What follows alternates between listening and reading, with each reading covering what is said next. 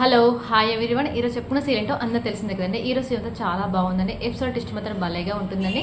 మరి మనోజ్ జాబ్ చేయటం విషయాన్ని రోహిణికి తెలియకుండా అంటే ప్రభావతి ఏ విధంగా అంటే తెలియకుండా మేనేజ్ చేస్తూ ఉంటుంది. మరి ఒకవేళ మనోజ్ ఆఫీస్కి వెళ్ళకుండా అంటే బయటనే ఊరికే ఉంటున్న విషయాన్ని ఒకవేళ రోహిణి తెలిస్తే ఏ విధంగా రియాక్ట్ అవుతున్న విషయాన్ని కూడా చూడాల్సి ఉందండి. మరోవైపు చూసినట్లయితే ఇంకా రవి ఇంకా తన శృతి అయితే ఏ విధంగా అయితే వాళ్ళ అమ్మ వాళ్ళను ఒప్పించేసి ఇంటికి రావాలనేసి అనుకుంటూ ఉంటారు.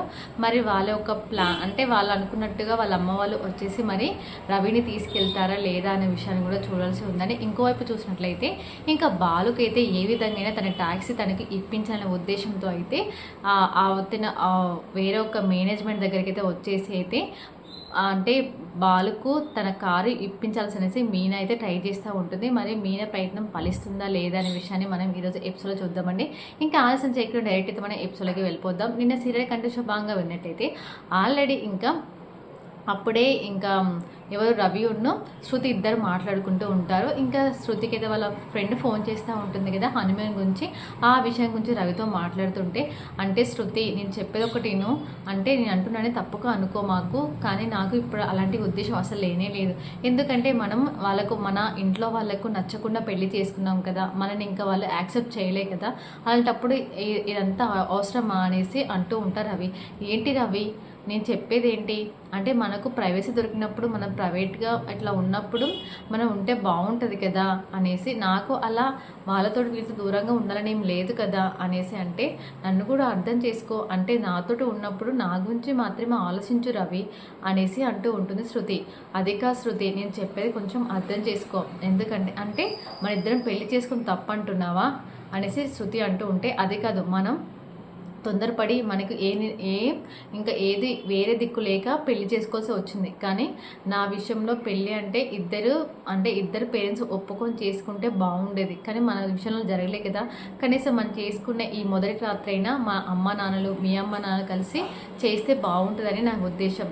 కనీసం నా పెళ్ళి ఎలాగో కలగానే అయిపోయింది కదా, కనీసం ఏదైనా అలా జరిగితే బాగుంటుంది అనేసి ఒక నా ఉద్దేశం అనేసి అయితే రవి అయితే శృతికి చెప్తా ఉంటాడు. ఇంక ఇక్కడ చూసినట్లయితే ఇంకా ఇక్కడైతే బాలు అయితే ఇక్కడ మీనా అయితే ఇంట్లో ఉంటుంది కదా, వర్క్ చేస్తూ ఉంటుంది. అప్పుడే అక్కడికి అంతా కిచెన్లో అన్నీ సర్దేసి పెడతా ఉంటుంది మీనా పెట్టేస్తూ ఉంటుంది. ఇంకా సరే మామయ్య గారు నేనైతే ఇంట్లో అన్నీ సర్దేసి పెట్టాను అనేసి చెప్తా ఉంటుంది. చెప్పేసి అంటే అప్పుడే ప్రభావతి అంటూ ఉంటుంది, ఏంటి మీనా ఎటు వెళ్దాం అనుకుంటున్నావు, ఏదో ఇంట్లో పాచి పని చేసి ఇంకో వేరే ఇంట్లో పాచి పని చేయడానికి వెళ్తున్నట్టు అనేసి అంటే అత్తయ్య నాకు కొంచెం చిన్న పని ఉంది వెళ్ళేసి వస్తాను, అంటే మా అమ్మ వాళ్ళకి కొంచెం హెల్ప్ చేయాలి అనేసి, తినేదేమో ఇక్కడ హెల్ప్ చేసేదేమో అక్కడ అనేసి అయితే అంటూ ఉంటుంది ప్రభావతి. చాలేవే నువ్వు బాగానే మాట్లాడుతావు కానీ నేను చెప్పేది విను అనేసి అయితే సత్యం వాళ్ళ హస్బెండ్ అయితే అంటూ ఉంటాడు. సరే అనేసి ఇంకా అప్పుడే ఇంకా తనైతే మీనా అయితే బయటికి వెళ్ళిపోతూ ఉంటుంది. మీనా బయటికి వెళ్ళిపోయే సమయానికి ఇంకా మీనాక్షి అయితే కనబడుతూ ఉంటుంది. ఇంకా మీనాక్షి కనబడితే లోపలికి వస్తూ ఉంటుంది. ఇంకా ఇక్కడ చూసినట్లయితే ఆ లోపే రోహిణి మనోజ్ అయితే ఇద్దరు మాట్లాడుకుంటూ ఉంటారు. రోహిణి అంటూ ఉంటుంది, నువ్వు వర్క్ బాగానే చేస్తున్నావు కదా, నీకు శాలరీ ఇంక్రిమెంట్ లేదా, ఇన్నోసెంట్స్ రావట్లేదా అనేసి అంటూ ఉంటే, ఎందుకు లేదు శృతి వస్తున్నాయిలే బాగానే వస్తున్నాయి, మరేంటి మీరు ఎప్పుడు ప్రమోషన్ వస్తుంది, మీకు ఎప్పుడు ప్రమోషన్ ఇప్పిస్తారు మీ మేనేజర్ మీకు అనేసి అన్నట్టుగా అడుగుతూ ఉంటే అప్పుడే మనోజ్ అంటే జాబే చేయట్లేని విషయం రోహిణి తెలిస్తే ఏ విధంగా తట్టుకుంటుంది, అసలు అయింది రోజు నువ్వు ఊరికైనా వేరే దగ్గర వడ్డీ తీసుకొని వచ్చి నెలలకు వీళ్ళకు డబ్బులు ఇస్తున్నారని విషయం తెలిస్తే అసలు రోహిణి ఊరుకుంటుందా అంటే, అయినా మీరు ఇంత సిన్సియర్గా ఇంత టైంకు వర్క్ చేసే వాళ్ళకి మంచి ప్రమోషన్ ఇవ్వాలి కదా మీ బాస్ అంటే, అంతేలే శృతి అదేలే రోహిణి ఇస్తాలే మీరేం కంగారు పడ మాకు, అంటే నువ్వు టైం టు టైం బాగా వర్క్ చేస్తావు కదా అనేసినట్టుగా ఇంకా రోహిణి అయితే మాట్లాడుతూ ఉంటే మనోజ్ అయితే అనుకుంటూ ఉంటాడు, సరే మరి చిన్న జాబ్ మానేయమంటావా అంటే, అలా ఎందుకు మానేస్తారంటావు, అస్సలు ప్రసక్తే లేదు, కంపల్సరీ నువ్వు జాబ్ చేయాల్సిందే అనేసి, అయినా నీకు అసౌకర్యంగా ఉంది అక్కడ అంటే, అయ్యో రోహిణి అలా అంటావేంటి, నాకు మంచి ఏసీ గది ఉంది, మంచిగా పడుకోనికి అన్నీ అవైలబుల్ ఉన్నాయి కదా, చాలా విశాలమైన గది గాలి వస్తుంది అనేసి అయితే చెప్తా ఉంటాడు మనోజ్. ఇంక ఇదంతా రోహిణి ఇంకా వింటూ ఉంటే అయితే సర్లే నువ్వైతే ఈ నెల ఎన్ని కార్లు సేల్ చేసావు అంటే, ఓ 20 కార్స్ సేల్ చేశానులే, అయినా మంచిగానే చేసావు కదా మరి అన్నట్టుగా మాట్లాడుకుంటావు. సరేలే నాకైతే టైం అవుతుంది నేను వెళ్ళాలి అనేసి అయితే ఇంకా తనైతే బయటికి వస్తూ ఉంటాడు మనోజ్ ఉన్న శృతి. అప్పుడే రోహిణి కూడా ఇలా అంటూ ఉంటుంది, సరే అత్తయ్య నేనైతే వెళ్ళేస్తాను, నేను క్యాబ్ బుక్ చేసుకున్నాను కదా అనేసి అంటే, అప్పుడే ఇంకా మనోజ్ అమ్మ నాకు ఆకలి వస్తుంది తినాలి అనేసి అంటే, సర్లే అదే తప్పుద్దా అంటే మనోజ్ జాబ్ చేయలేట్లనే అనే విషయానికైతే ప్రభావతికి అయితే తెలుసు, కానీ తెలిసి కూడా తెలియనట్టుగా మేనేజ్ చేస్తూ ఉంటుంది. అంటే తన కొడుకును కాపాడుకుంటూ వస్తుంది ప్రభావతి. అప్పుడైతే ప్రభావతి అయితే ఇడ్లీ తీసుకుని వచ్చేసి అయితే మనోజ్కి అయితే పెడతా ఉంటుంది. మనోజ్ తింటూ ఉంటాడు.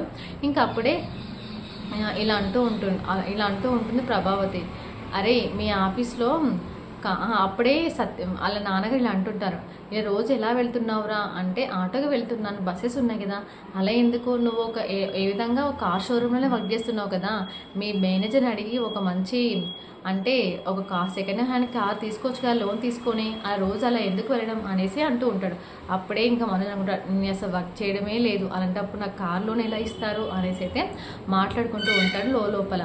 అప్పుడే తను కూడా రోహిణి వచ్చేసి అంటే వాళ్ళ అత్తయ్య అంటూ ఉంటుంది, చూడు రోహిణి మీ ఆయనకు మీ మామయ్య గారు ఏం చెప్తున్నాడో, ఒక కారు కొనుక్కోమని చెప్తున్నారు అంటే, అవును కదా మంచిదే కదా, నాకెందుకు రాలే ఆలోచన, అవును మనోజ్ నువ్వు అందులో వర్క్ చేస్తున్నావు కదా, ఒక కారు ఇప్పించనొద్దు మీ బాస్ని అంటే, అయ్యో రోహిణి ఇప్పుడు అదంతా ఎందుకులే అనేసి అంటూ ఉంటాడు. సరే ఇంకెలాగోలో అయితే తప్పించుకొని అయితే బయటికి వెళ్ళిపోతూ ఉంటాడు. రోహిణి కూడా వెళ్ళిపోతూ ఉంటుంది. ఇంకా రోహిణి కూడా అమ్మ నేను కూడా వస్తాను అనేసి ప్రభావతి ఉంటుంటే, అంటే ఒకవేళ ప్రభావతి అక్కడికి వెళ్తే రోహిణి ఒక నిరసనం ఎక్కడ బయటపడుతుంది అనేసి, వద్దొత్తయ్య నేను ఇప్పుడు పార్లర్కి వెళ్ళట్లేదు, మీరు తర్వాత వస్తువులేండి, నేనైతే సాయంత్రం వస్తాను, వేరే కస్టమర్ దగ్గరికి వెళ్తున్నాను అనేసి అయితే రోహిణి చెప్పేసి వెళ్ళిపోతూ ఉంటుంది.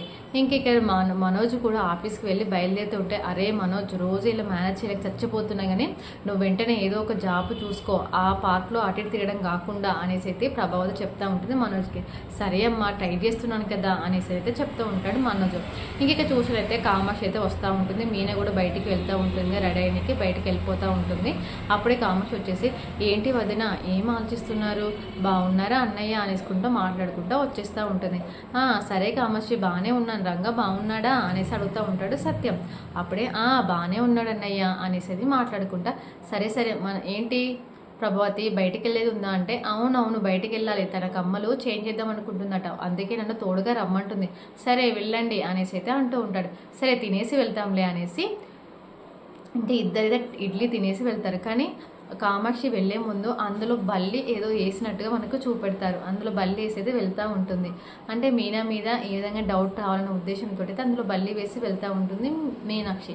ఇంకా ఇద్దరైతే బయలుదేరుతూ ఉంటారు. ఇక్కడ చూసినట్టయితే బాలు అయితే క్లీన్ అంటే అపార్ట్మెంట్లో వర్క్ చేస్తూ ఉంటాడు కదా, అప్పుడే తను అమ్మిన కార్ అయితే తనకు కనబడుతూ ఉంటుంది. ఆ కార్ చాలా అంటే దట్టిగా కనబడుతూ ఉంటుంది. అది చూసిన బాలు అయితే చాలా రియాక్ట్ అయిపోయి అందులో ఉన్న డ్రైవర్ని, ఏంటి డ్రైవర్ నీకు బుద్ధి ఉందా, అసలు జ్ఞానం ఉందా, ఏం చేస్తున్నావు, ఆ కార్ అలానే ఉంటుందా, కార్ అంటే ఏమనుకుంటున్నావు, నీవు సరే ఓనర్ కాకపోవచ్చు కానీ నువ్వు కార్ డ్రైవరే కదా, ఎంత నీట్గా ఉండాలి, కస్టమర్స్తో ఎలా పికప్ డ్రాప్ చేసుకుంటావు అనేసి తిడుతూ ఉంటే, హలో ఏంటి నన్ను అరుస్తున్నారేంటి, ఇది నా ఇష్టం, నేను డ్రైవర్ని, నేనేం క్లీనర్ని కాదు అనేసి చెప్తూ ఉంటాడు.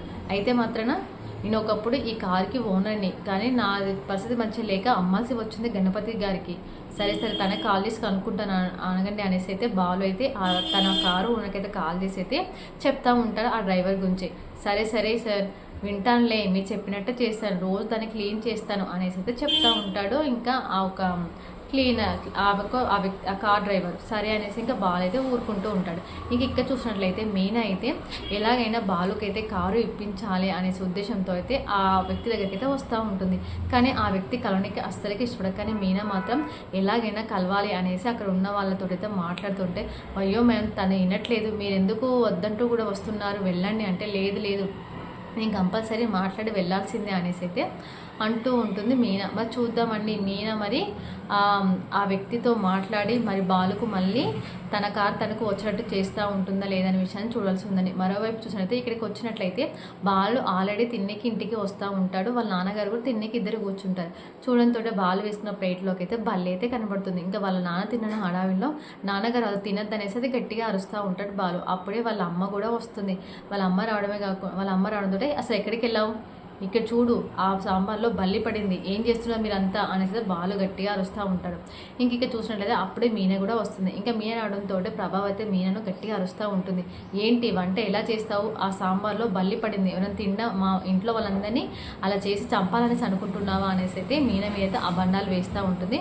మరి దానికి ఏమైనా సమాధానం చెప్తుంది మీన అనే విషయాన్ని రేపు ఎపిసోడ్ చూద్దామండి. ఇదే ఈరోజు వీడియో. మీకు కనుక నా వీడియో చూస్తే ప్లీజ్ లైక్ షేర్ కామెంట్ చేయండి, subscribe to my channel. Thanks for watching.